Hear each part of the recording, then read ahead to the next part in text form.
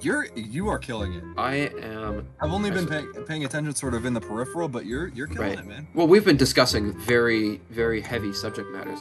Also, attacking that rat was not the play. I should have attacked one of the other enemies. Let's chill though.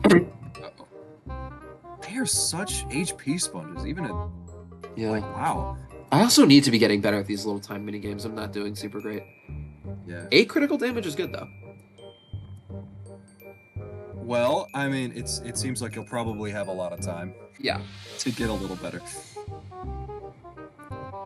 This music is kind of good, kind of nice. Well, it was. Now it's kind of weird. I'm picking out like a drum line and nothing else. That's fair. It's so compressed. Yeah. I'm looking forward to when we can do this in person again. Even though the audio quality is probably better over Discord. Absolutely. I'm looking forward to kicking and Smash once we get back to yeah, for sure, dude. I've been fiending my Ridley, dude. I've been feeding Mewtwo, to be honest with you. Like, Mii Brawler is fun. Mii Brawler is my main in tournament, but Mewtwo's fun. Mewtwo's fun as actually. No, I got the kicked out of me enough with your like day 4 Mewtwo that I know I'm a little terrified. Yeah. I don't know. I will come back with as much time devoted to my craft as I feel does not detract from the rest of my life and hobbies. That's good. It's good to balance your time. That's as much as I will say. Yeah. And you know, all the power to you. They say the best tech in Smash is just living well. That's true. The best tech in Smash is drink a lot of water, get a lot of good sleep. Yeah. And if you get proper sleep, other things. Yeah, you know, live a healthy, well-adjusted life, and you will do better at Smash. Let that be your motivation. Today, do good in Smash. So true. Today, get to sleep on time. Sleep a full 8 hours because it will make you sick at the video game. Guys, if you like this video, go to sleep, get a full 8 hours, and come back in the morning. Exactly. If you're watching this at like 2 in the morning, pause the video now. Like, no, right now. Pause the video. Do it. And go to sleep.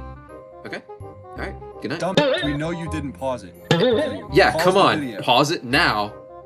No, seriously, now. Go to bed. Go to bed.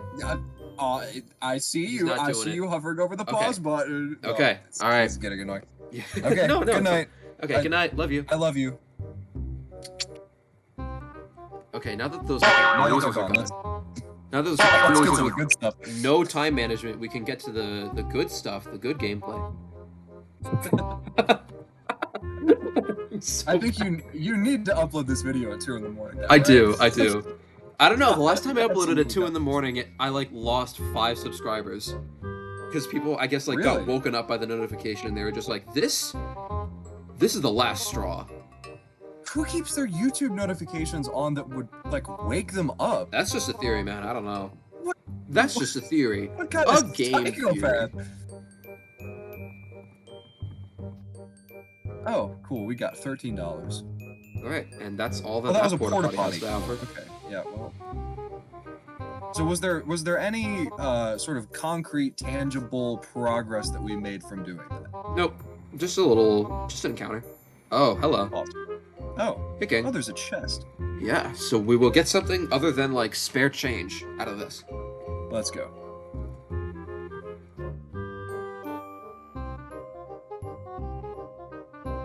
If I play this right and get a 6-hit combo, I do believe this kills in one fell swoop.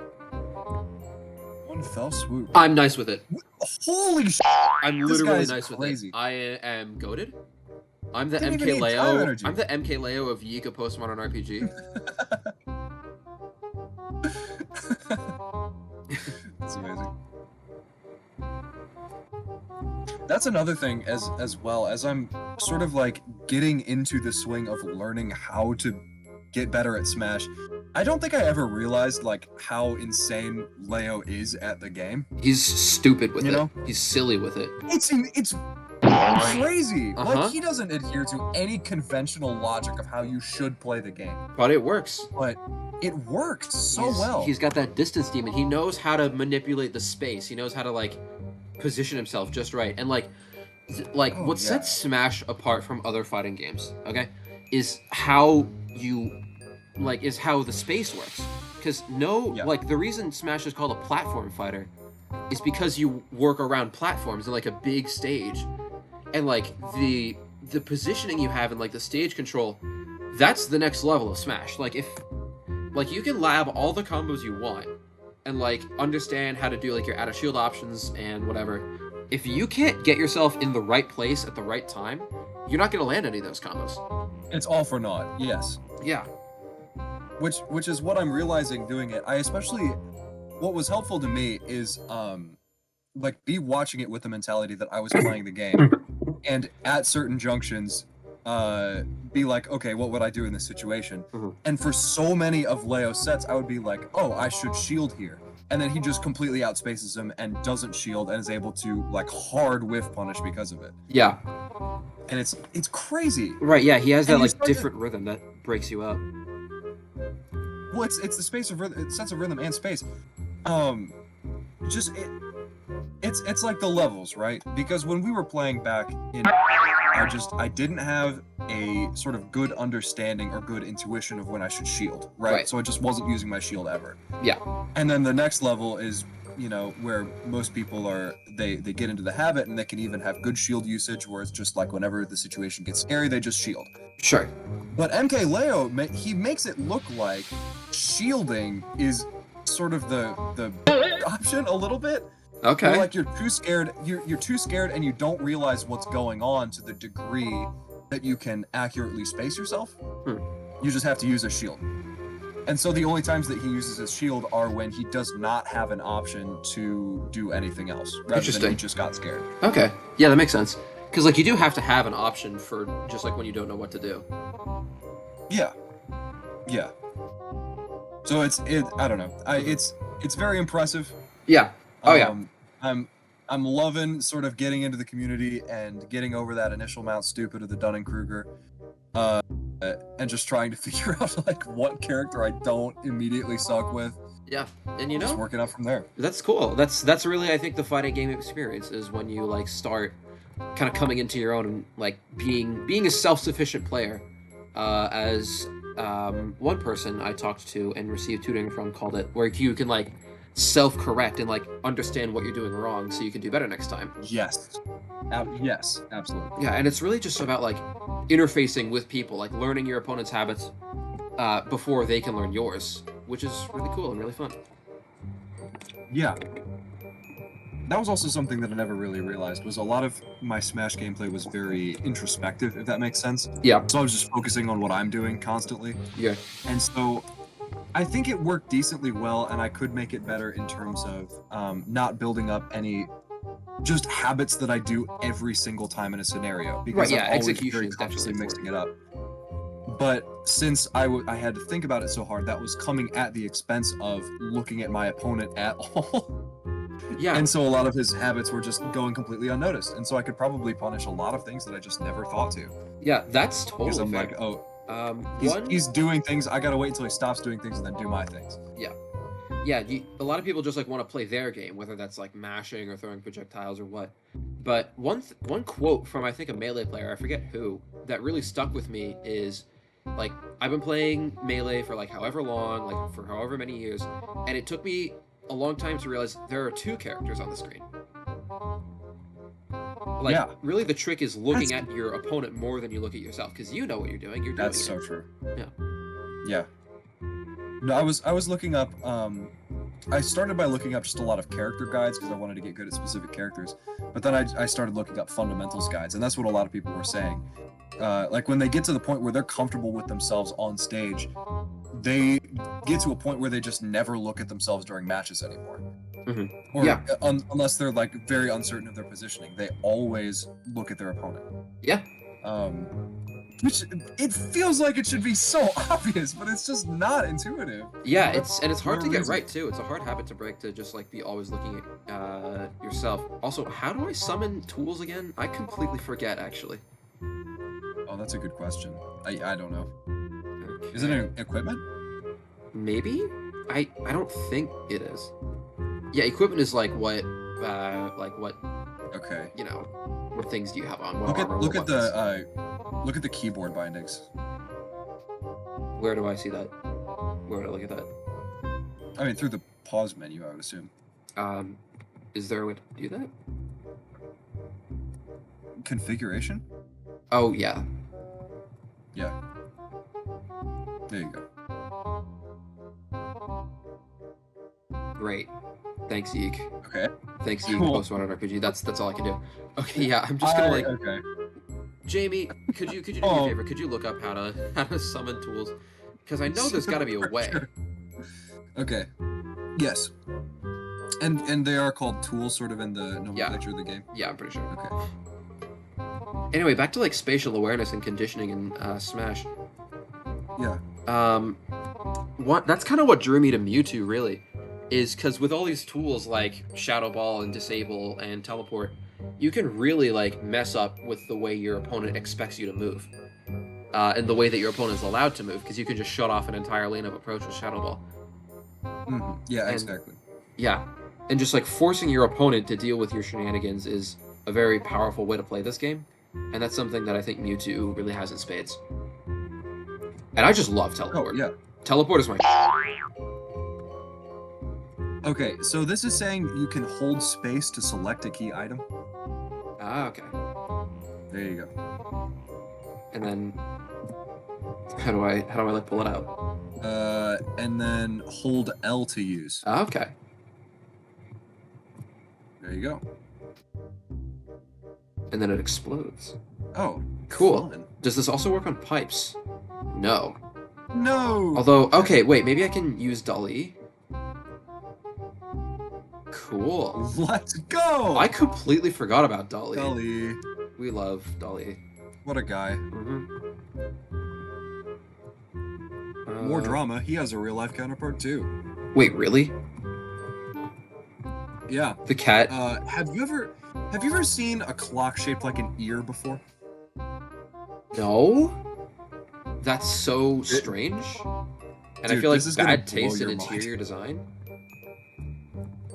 It's so much interior design, dude. Okay. Like, are you gonna like send me something or?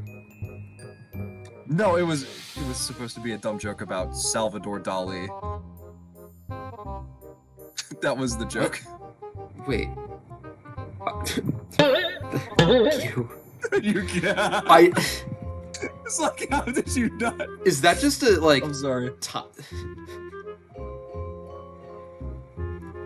He just like the first art piece of his that came to mind was the. I watch know he made about that the was shaped like clocks. an ear. I know about. Wait. He- Is there one specifically about the clocks he that have made- ears? Because I know about like the inconsistency of time. Like with the melting Yeah, clocks or whatever. Is there specifically an ear clock? It looks like an ear. Hold on, Salvador Dali ear clock.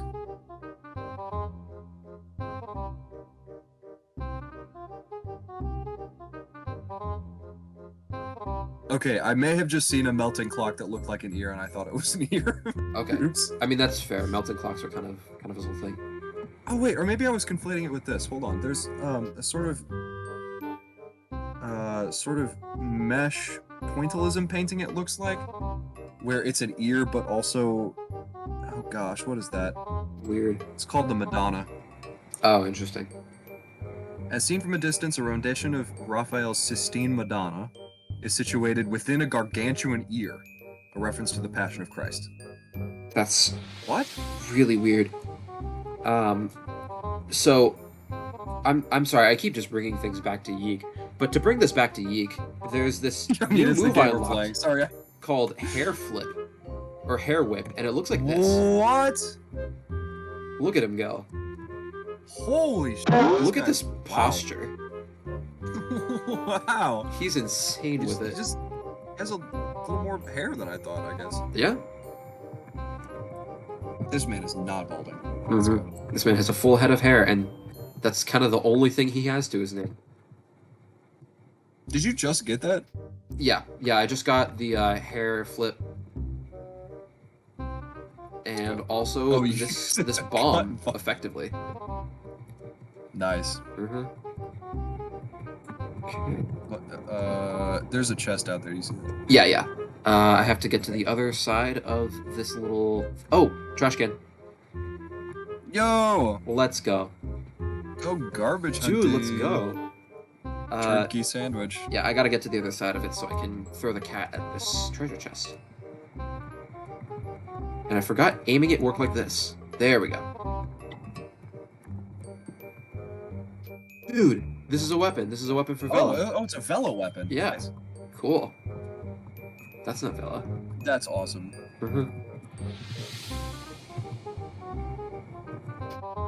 Minus Vela is very 9 quickly luck. becoming my favorite character. So 9 luck? What? Yeah. I become so unlucky when I use this specific keytar. Very weird. Can I use this as like an attack to hit the enemy? No, I can't. I That just would have to be fight it. cool. Unfortunately, this game sucks. Yeah. Speaking of games, what are your predictions for the Nintendo Direct tomorrow? Because that's, like, we're recording this on June 20th, and the Direct is tomorrow at 10 a.m. Well, that's tomorrow? Yeah.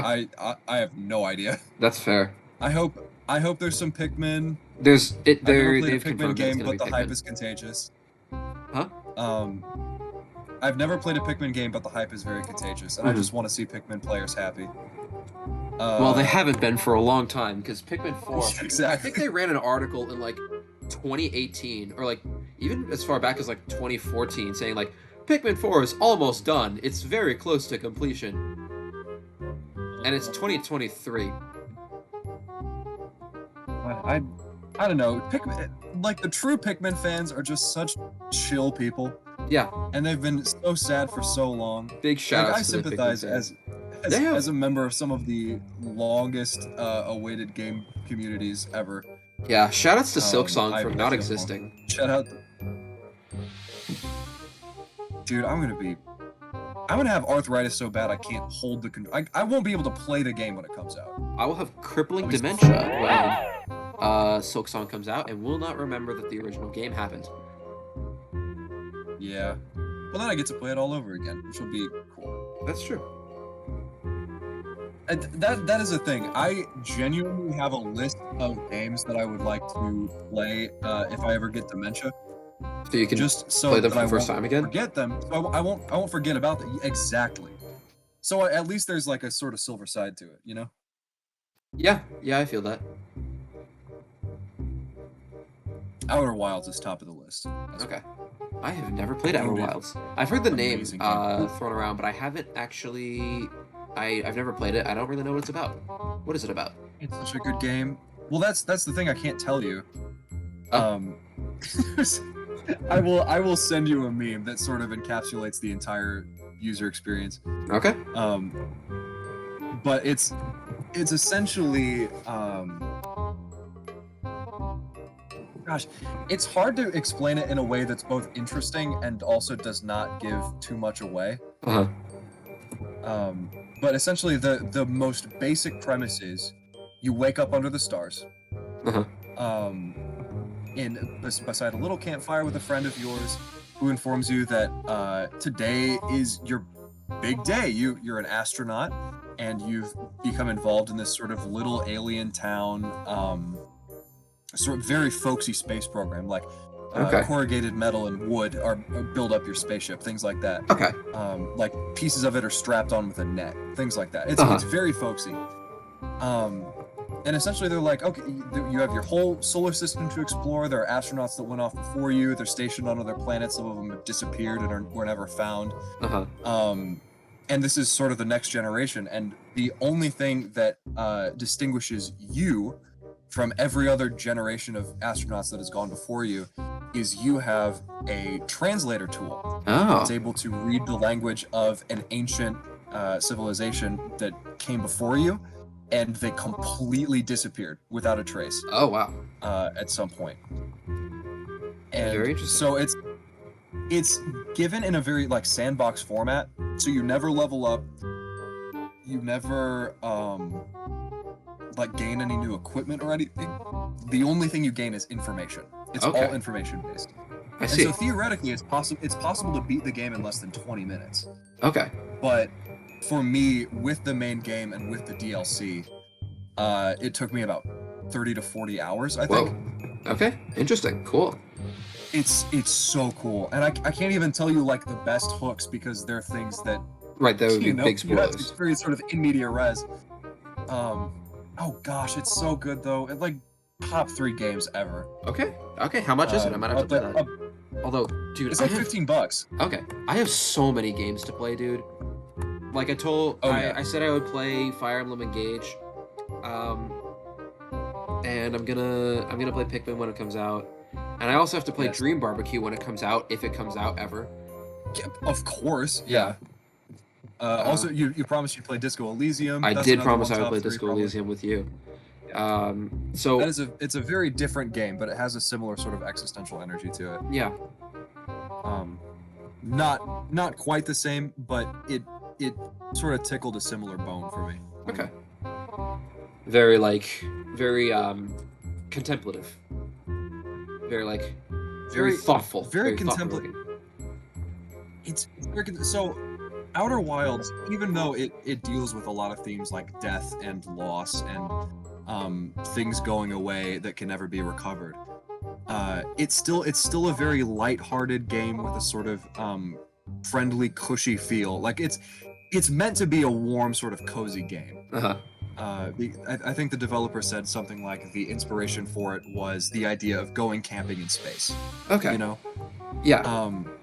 But then you have Disco Elysium, which has similar themes of loss and like irrecoverable ideas of the amazing thing that you were or were a part of in the past Uh-huh. that, you know, can never be recovered, it can never return, and you just have to move on Yeah, that's a cool and theme. decide how to progress. But it's much more gritty, it's much more real in a way that sort of the alien scenarios of Outer Wilds don't Right, yeah. It's very Really? down to earth. become. Yeah. Huh? Disco, it's also very communist though. So, I mean, Yeah, that's what I heard. everything has its Which is like, ironically, didn't the guy who wrote it kind of like steal the script from a lot of people? I heard that there No, was kind the of a lot guy of- who wrote it, it was all original, but the company that he produced the game through basically kicked him out and took all of the credit for the game that he wrote. Oh no. So it was a bad situation, which Yeah. I just you saw know it blowing up sucks on because Twitter. it's also, oh yeah. Well, he got separated from the team as well, so there's not a lot of hope for a decent Disco Elysium 2, which is horrible. Rest in peace. Rest in peace. What a great game, though. Mm-hmm. Disco I'm- Elysium 2 will Yeah. not be real. Will never happen. We are cursed to enjoy media properties that were too good for this world. Mhm. They will never be. Okay. That guy was after me. Can I climb He's on a this? mission. Yeah. Can I climb this? No, it's too slimy. It's too Guess so. slippery and slimy. I gotta fight this guy instead. Slimy. Mhm. Took it slow that time. You didn't once, would you? Yeah. Just like so many Oh enemies. gosh, there's a new type of Ninja Turtle. Yeah. This is crazy. Uh-huh. Their names are like Samurai Tortoise and one other. I forget what exactly it is. Bada boom. Let's go. Yeah, Samurai This guy's Tortoise. crazy. Samurai Tortoise. Defense. The voice lines for this game are good. It's good. I like I know it's- like all that. Uh-huh. It's Rory's supposed voice- to look, I assume. Rory's Sorry, voice is go a ahead. little annoying. Oh, these are both Samurai Tortoises. Oh. Oh, okay. Just no distinction, I guess. Uh-huh. Alright. They are one and the same. I know the point is to look sort of cobbled together, but like I just can't sort of settle into a sort of complacent state of mind regarding these enemy designs. They're just so bizarre. Yeah. They're so bizarrely constructed. And it almost feels like they exist in a space outside of the narrative of the game, almost. Yeah, which I Because- mean, to be fair, that's kind of how it is with a lot of things. There are like story-driven enemies in this game, like you know the hook-handed Jack and the drunk guy. The drunk Well, guy. right, but those the were like last episode. NPCs that we interacted with, and then, you know, we had like a conversation with them, and they were a part of the story tangibly. Yeah. But I don't. Has anyone in the story? Did he just say go to Shell? Yes. He's been saying that. All right, yeah, I just heard that. Yeah. But oh god, what was I saying? That line really threw me off. Go to Shell? Are you kidding me? This guy. I'm getting a lot Actually, of, I like getting a lot that. of perfect stuff. I got It's a big good. grin on my face. Like, it's I got a big cheesy. grin. It's cheesy, but I think it's all right. Yeah. I'm smiling. I like it. We're not gonna talk about that. It's okay, man. I get it. Yeah. We've all been there. Ugh. Oh yeah. Okay. So just like in regards to the enemy in this game, we've had talks about the sole survivor, this this sort of like big entity that we're gonna fight and we're going after, this sort of otherworldly presence. Yeah. And we fought with real people, but has anyone in the game actually mentioned any of these just sort of random enemies that are thrown at us? No. I don't think they've been addressed narratively ever. They're just like things that exist. They're purely gameplay constructs, and I think that's kind of a well-respected tradition in these like surreal RPGs. Like in Earthbound, people will just run up to you and attack you, and like wild dogs and like occasionally weird like paranormal beings like these samurai tortoises and skulls will just like come at you, and no one really has anything to say about it. It's just like, oh yeah, go to the next town, and then on the way to the next town, you like find all these like horrors and hobgoblins. I mean, yeah, maybe Yiik just draws my eye to it more because they're so bizarre and so out of whack with sort of the rest of the world around them. But usually in Earthbound or something, I mean, correct me if I'm wrong, I've never played it, but in a lot of RPGs like that, there's at least some overarching explanation for why things are attacking you, even if they're not addressed on an individual level. Honestly, yeah, I hadn't considered that, but yeah, in Earthbound, like things are coming under the influence of like Gigas, or however you pronounce the name of the final boss, or like, things like that. Like, I guess in Mother 3, like, Porky is putting all these people up to it, which is a cartoonish explanation, but it's an explanation. There's not really anything like that. Yeah, here. but it's an explanation, and maybe I just missed it. But it doesn't seem like there was anything really given. I think it's just like spooky paranormal. It's 1999, baby. That's just how it rolls. That's true. Turn of the century, baby. The world is dying. The world is gonna end. There's the old world is dying, and the new one cannot yet be born. Now is the time of monsters. Good quote. What is that quote even from? I can't recall. All right, I'm looking it up. Thank you. I love you. Whoa. It sort of tickles that little memory cell in the back of my mind. Look at this big fella. Holy